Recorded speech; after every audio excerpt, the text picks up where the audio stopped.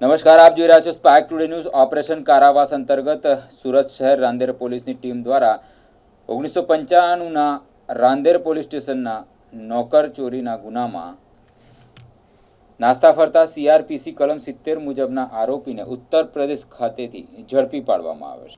Respected CP સરના સીધા માર્ગદર્શન હેઠળ સુરત પોલીસ દ્વારા તારીખ 12/6 થી 21/6 સુધી નાસ્તા ફરતા આરોપીને પકડવા માટેની ડ્રાઈવ રાખવામાં આવી હતી, જેમાં રિસ્પેક્ટેડ સેક્ટર સર તથા ડીસીપી સરના સીધા માર્ગદર્શન હેઠળ રાંદેર પોલીસ સ્ટેશન દ્વારા એક 31 વર્ષથી નાસ્તા ફરતા આરોપીને પકડવામાં આવે છે।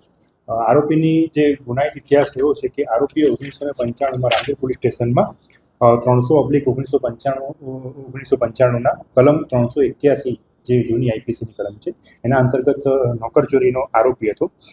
રાંદેર પોલીસની જે ટીમ છે અલગ અલગ ટીમો બનાવીને ટેકનિકલ સર્વેલન્સ અને હ્યુમન રિસોર્સના આધારે ઉત્તર પ્રદેશ થી આ આરોપીને ઉત્તર પ્રદેશના જે જમાલપુર થાના કોતવાલીથી આરોપીને પકડેલો છે અને આમાં 31 વર્ષ જૂનો આ આરોપી છે। આરોપીનું નામ છે શ્રીચંદ રામદયાલ સાહુ, જે અહીંયા પહેલાં પાંડેસરા પર રહેતો હતો અને અત્યારે એ આરોપી જે રાંદેરની ટીમ છે એને ઉત્તર પ્રદેશથી પકડીને લાવ્યા છે।